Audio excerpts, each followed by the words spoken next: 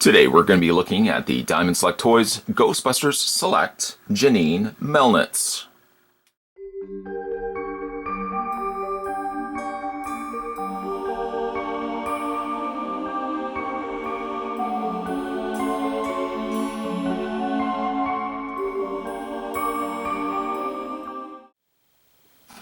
Let's get out of the way first. She comes with part of course, the building.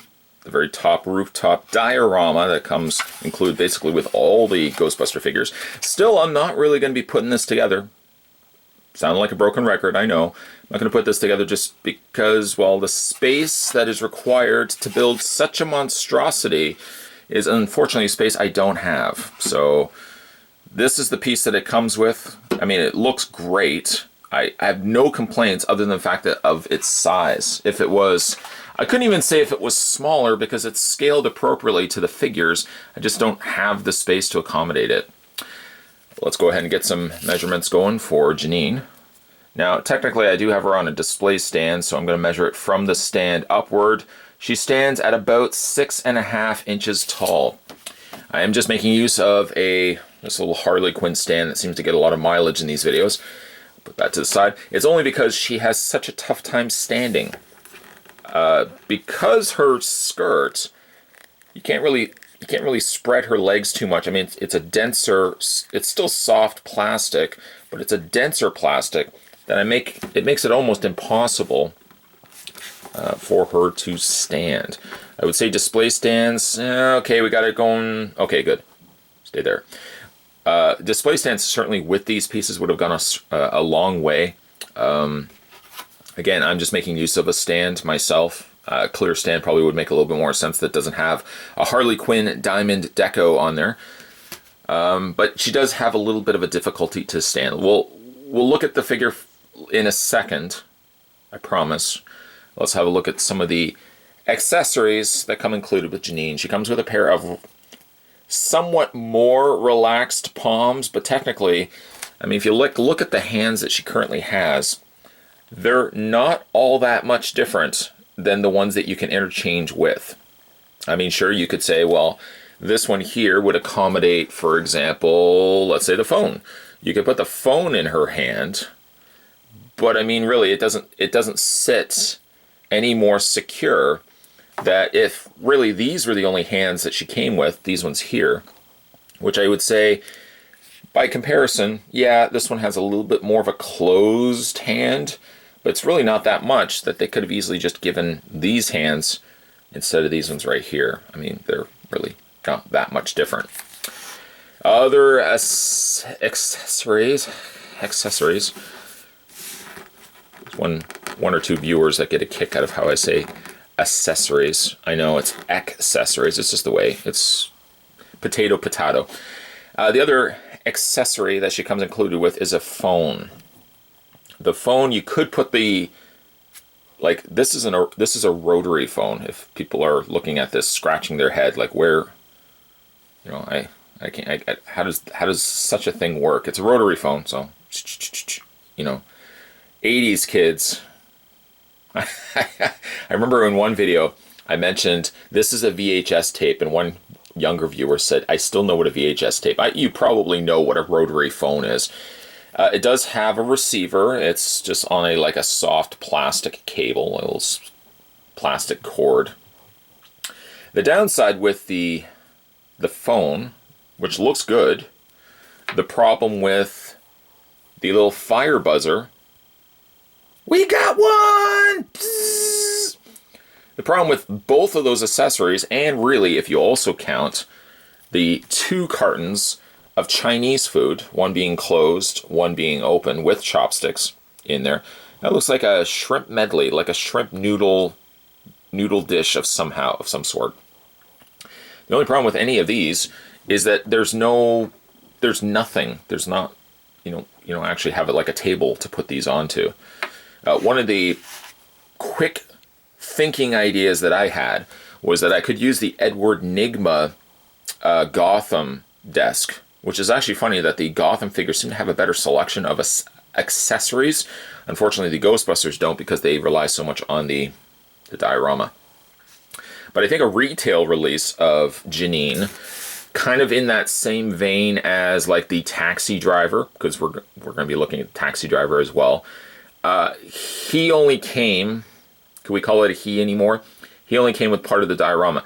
I would have thrown the idea out there like a ball, thrown it out there, that perhaps as a retail release, what they could have done, the Taxi Driver could have got a partial area of the car with just the seat and a dashboard just the same width as half of the front of the car.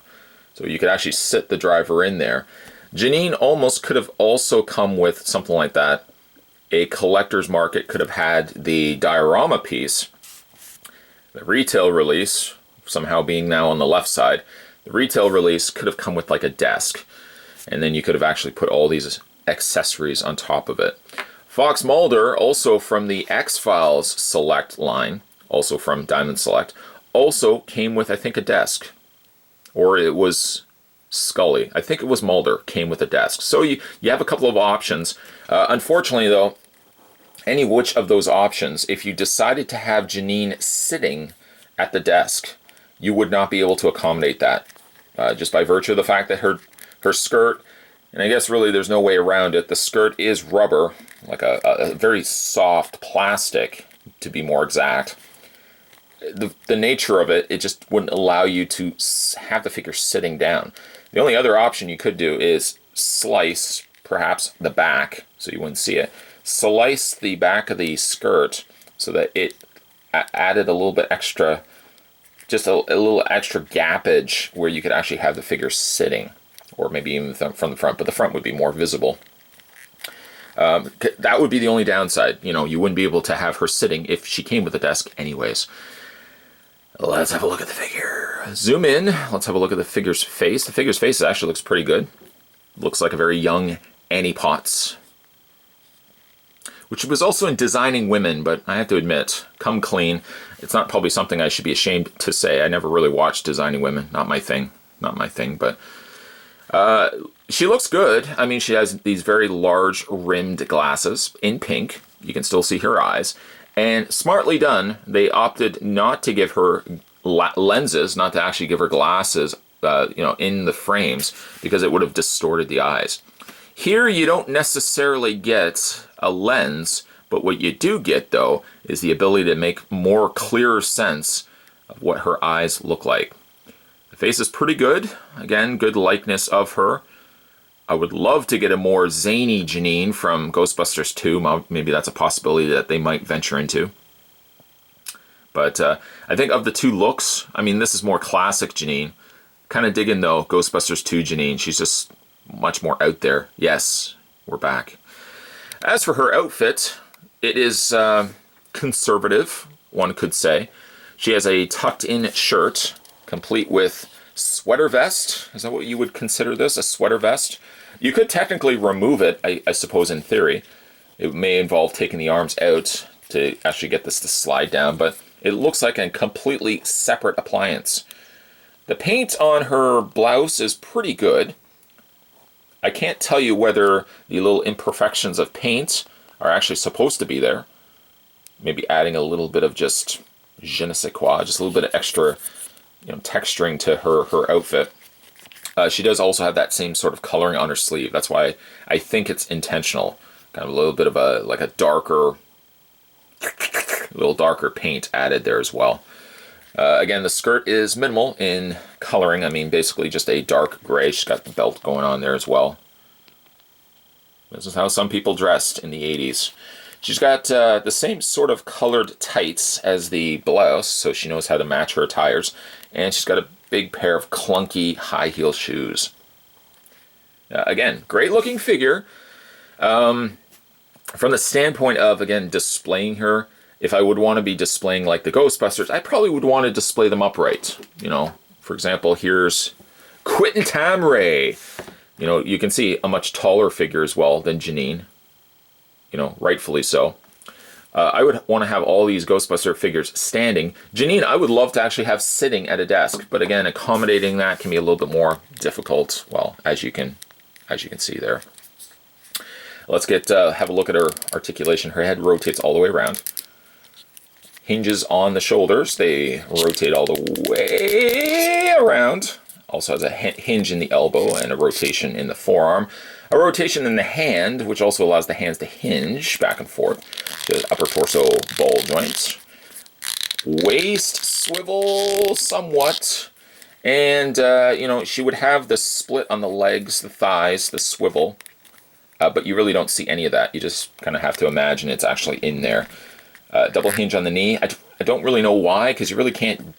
A single hinge would have also sufficed, because again, you can't really... It's not like you could bend her legs forward enough to double hinge the knee. You can really only hinge them really at about, give or take, the area where the second hinge sits.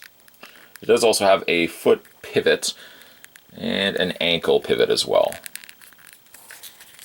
Again, not a bad looking figure. It may not be kind of like Walter Peck. It may not be like everyone's necessity to pick up every single one of the Ghostbuster figures, unless you're picking them up to build the diorama, which, again, sadly, I am not.